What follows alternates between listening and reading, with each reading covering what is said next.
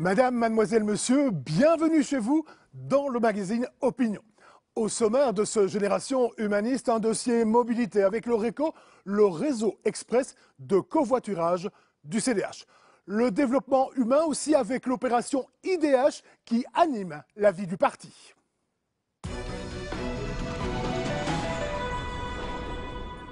Le RECO Quessaco.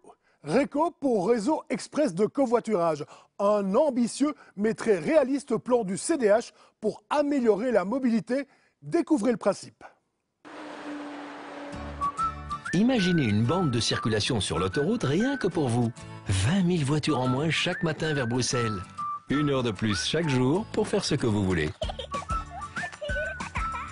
Le CDH propose de lancer RECO, un véritable réseau de covoiturage avec des lignes, des arrêts, des bandes de circulation réservées et un avantage fiscal. Parce que pour nous, le développement humain est au centre de tout. Pour en savoir plus, surfez sur le cdh.be. Le CDH, objectif qualité de vie. Le réseau express de covoiturage est né d'un profond et minutieux travail scientifique porté par le CEPES, le centre d'études du CDH. Je vous propose de plonger au cœur de cette réflexion. 20 000 voitures de moins en 1 heure de pointe, c'est 1 heure gagnée pour vaquer à d'autres occupations. Avec RECO, le réseau express de covoiturage imaginé par le CEPES, le centre d'études du CDH, on pourrait réduire drastiquement les embouteillages, notamment aux portes d'entrée et de sortie de Bruxelles. On crée une plateforme dynamique où chacun finalement peut donner ses horaires et par l'augmentation du nombre d'utilisateurs, on rencontre mieux la demande et l'offre. Deuxième élément, on crée des stations d'embarquement et de débarquement à 30-40 km de Bruxelles pour que ce soit facile l'accès pour chacun. Et donc je laisse mon véhicule à cet endroit-là, je suis sûr qu'il sera en sécurité toute la journée et je retourne au même endroit le soir avec peut-être une autre personne qui me ramènera. Et enfin, je crée par la promotion de l'ensemble du système, finalement, il y a un dynamisme nécessaire pour que chacun puisse rentrer dans l'utilisation. Et, cerise sur le gâteau, mais c'est après une période de 2 ans, j'ai une bande de circulation qui m'est réservée si je suis à plus de 2 dans le véhicule, et donc je vais aller beaucoup plus vite que les autres, ça c'est sûr. Solution complémentaire au RER, RECO réduirait les effets négatifs du stress. Un avantage cumulé à bien d'autres. Tout d'abord, ça permet de réduire le coût du trajet puisqu'on partage ce coût à plusieurs. Deuxième élément, un gain de temps. En tout cas, le RECO propose des bandes réservées express qui permettront à ceux qui font du covoiturage de gagner un temps significatif par rapport à ceux qui restent seuls dans leur voiture. Et troisième élément, c'est un bonus qui est lié au lien humain, puisque faire du covoiturage, c'est aussi faire des rencontres, des bonnes rencontres, des liens d'amitié qui pourraient se créer grâce au covoiturage. Pour obtenir cet impact significatif sur la densité du trafic routier et répondre aux besoins d'un grand nombre d'automobilistes, avec RECO, le CDH fait à nouveau preuve d'audace et de créativité. Vous le savez, la famille est au cœur de l'action du Centre démocrate humaniste. La famille et tout ce qui l'entoure. Cet automne, plusieurs parlementaires CDH ont, l'espace d'une matinée, vécu la vie des accueillantes d'enfants. Il s'agissait de mettre en lumière un enjeu primordial, l'augmentation et la diversification de l'offre d'accueil de la petite enfance en valorisant les accueillantes. Regarde, la fourmi est bleue. Et bien, fourmi. Oui, elle fait comment quand elle danse? Comment on fait pour danser? Comment on danse, ma belle? Il est là, le tien. C'est un vrai métier qui demande une grande motivation, un gros investissement aussi sur le plan personnel, parce que c'est des journées qui sont longues, c'est près de 10 heures de travail par jour, avec des enfants qu'il faut pouvoir non seulement garder, mais aussi éduquer, et donc ça demande beaucoup d'investissement sûrement. Les accueillantes d'enfants sont plus de 2500 en Belgique francophone. Et pourtant, leur profession présente une particularité. Elles n'ont pas de statut. Nous souhaiterions avoir un statut afin de pouvoir bénéficier de congés payés, d'avoir un salaire et non plus des indemnités. Si vous n'avez pas un salaire fixe, comment voulez-vous pouvoir ne fût-ce qu'envisager un avenir au niveau d'une maison? Avoir un emprunt, ce n'est pas évident. Moi, je peux le faire, je peux me le permettre parce que mon mari travaille et a un bon salaire. Si je devais me débrouiller seule, c'est impossible. Une matinée durant, à Bruxelles et en Wallonie, les parlementaires du CDH se sont glissés dans le rôle d'accueillante d'enfants. Au cœur de l'Ardenne, Benoît Ludgen a lui aussi posé les gestes de cette profession multitâche pour laquelle le CDH réclame un statut et un accompagnement. Elles n'ont pas de statut complet aujourd'hui, n'ont pas de droit au chômage par exemple. Donc c'est évidemment un frein notamment à certaines accueillantes qui voudraient se lancer dans le métier. Et c'est aussi un manque de reconnaissance par rapport à celles qui sont dans le métier aujourd'hui. Donc ça c'est une première chose, c'est le statut. Deuxième élément, c'est de pouvoir les soutenir aussi au travers de différents investissements, notamment au niveau communal. Les communes peuvent très bien créer une prime au niveau communal pour les aider dans leurs investissements de départ, puisqu'il y a des investissements de départ liés à la sécurité, les barrières pour les enfants, les jouets, etc. Ça représente quand même des montants qui sont vite importants. Et pour certaines accueillantes candidates, elles se disent, ok, non seulement j'ai pas de statut en allant dans cette voie-là, mais en plus de cela, j'ai des investissements de départ à réaliser. Et donc nous demandons aussi de pouvoir investir avec elles pour pouvoir les soutenir dans leur travail. Les promesses ne doivent plus rester à ce stade. Place aux décisions concrètes. Un dossier emploi et formation à présent, une des priorités du CDH. Conjointement, les gouvernements wallons et de la Fédération Wallonie-Bruxelles viennent d'actionner de nouveaux leviers pour favoriser l'entrée des jeunes sur le marché du travail grâce à une complémentarité entreprise-centre de formation. Un plan porté par les ministres CDH, Marie-Martine Schins et André-Antoine.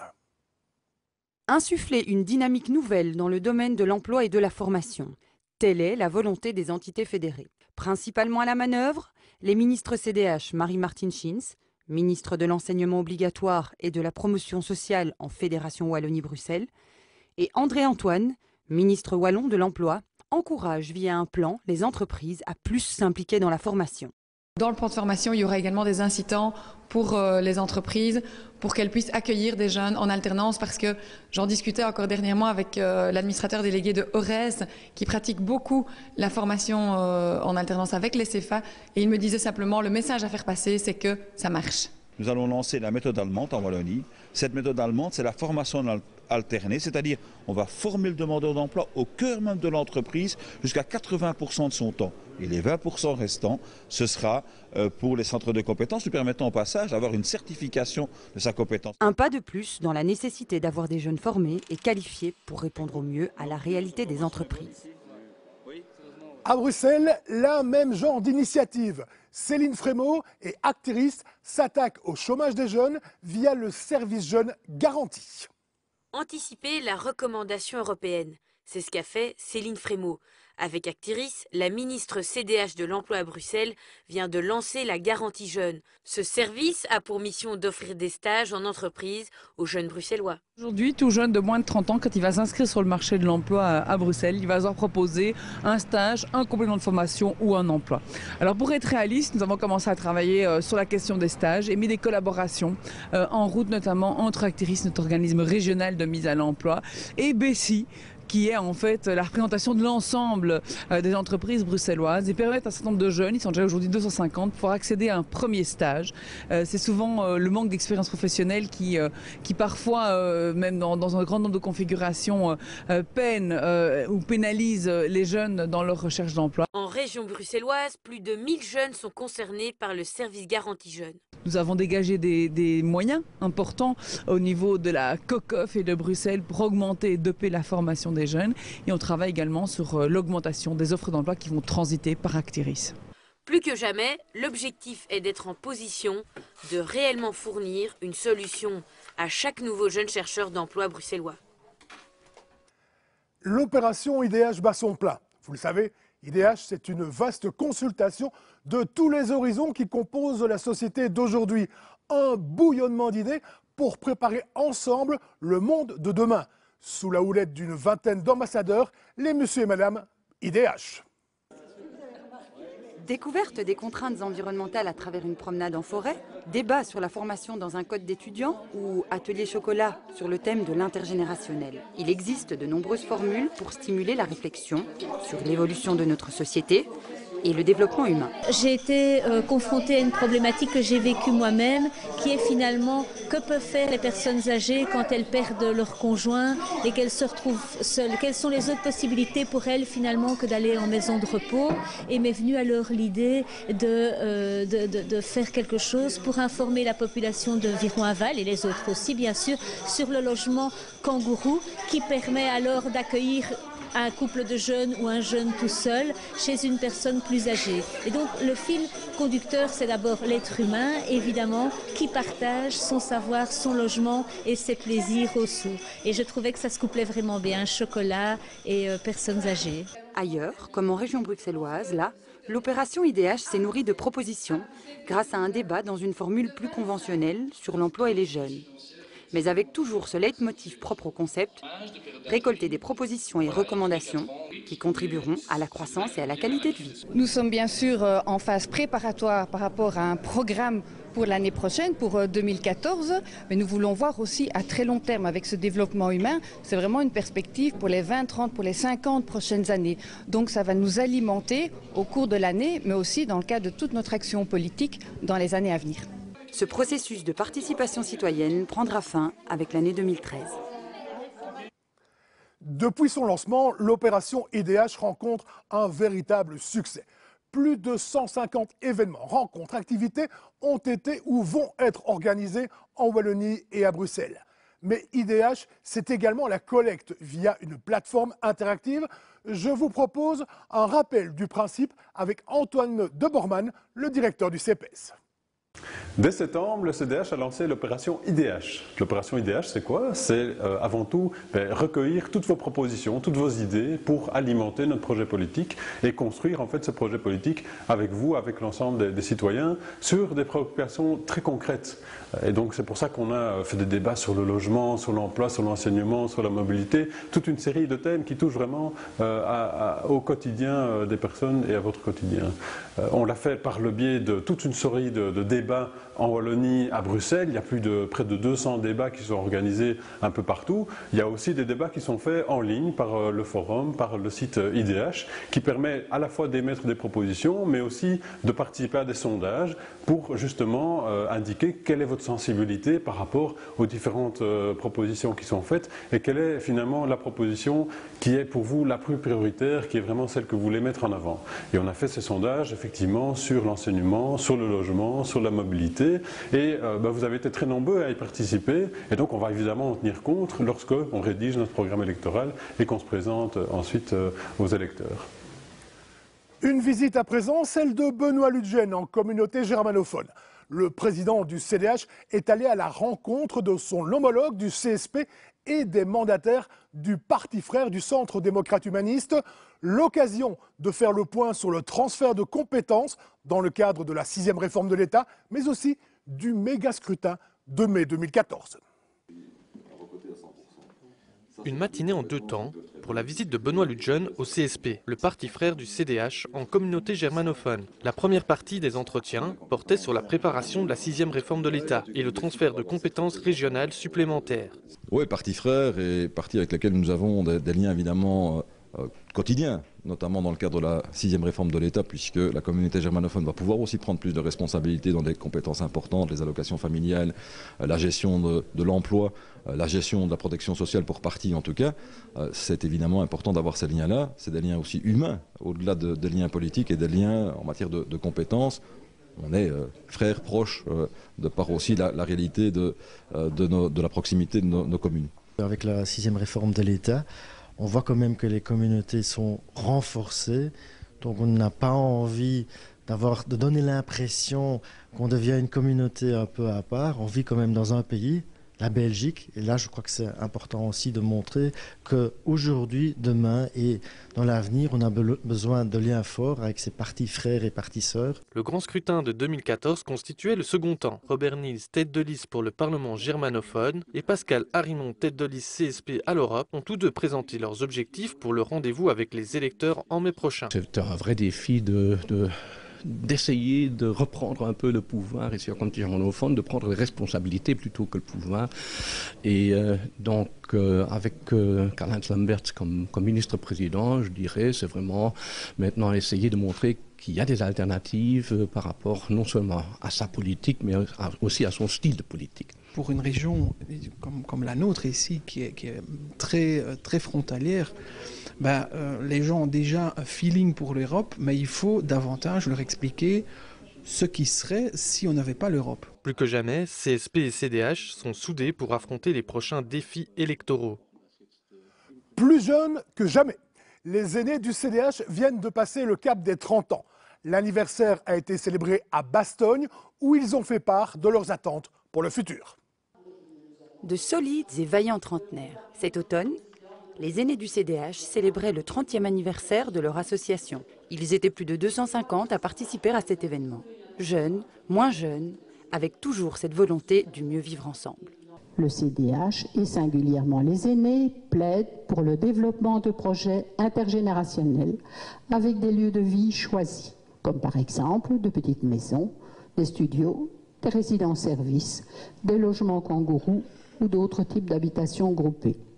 Le vivre ensemble permet d'éviter l'isolement.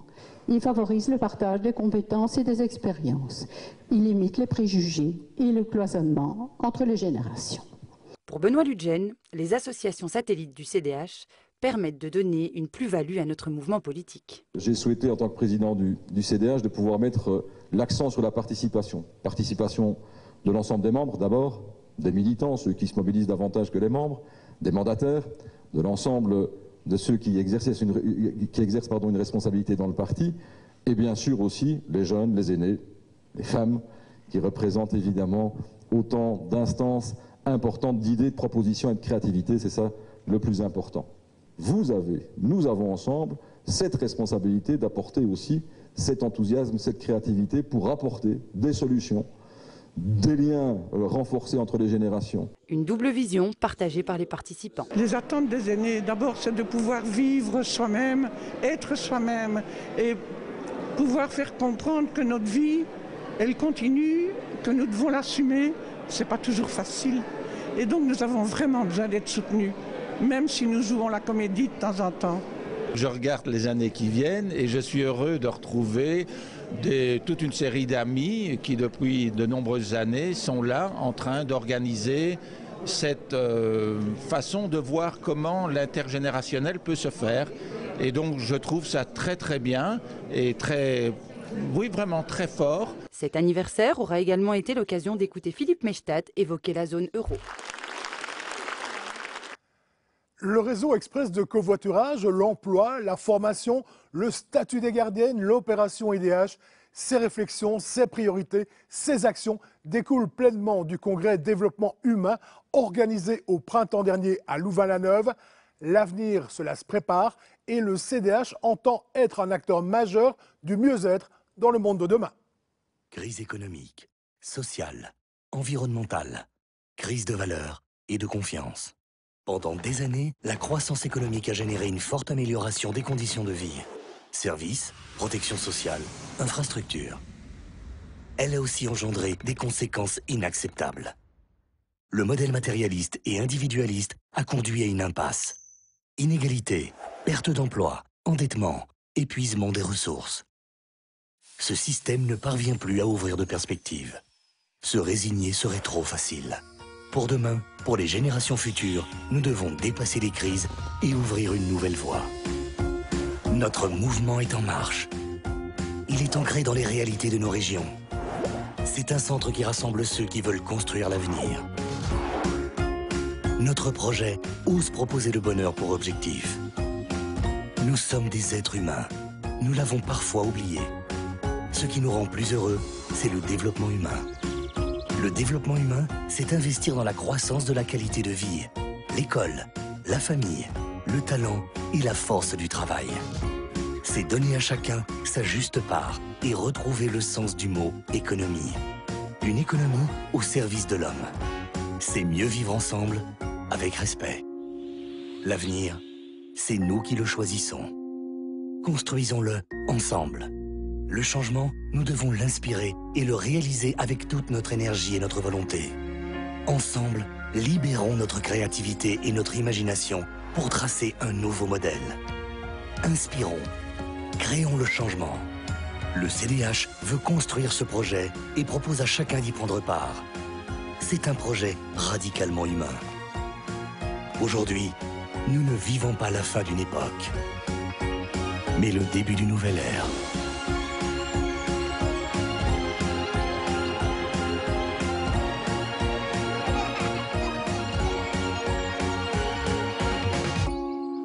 Avec vous, construisons un monde qui bat au rythme de l'humanisme. C'est la fin de cette émission Génération Humaniste. Merci à Amélie Janssens, Laurence Morel et Damien van der Straten qui m'ont aidé à préparer ce magazine. Je vous rappelle que vous pouvez également suivre l'actualité du CDH sur le site internet. Je vous invite à vous connecter sur le www.lecdh.be ou encore sur la page Facebook du Centre démocrate humaniste. À bientôt et pensez-y, bienvenue chez vous.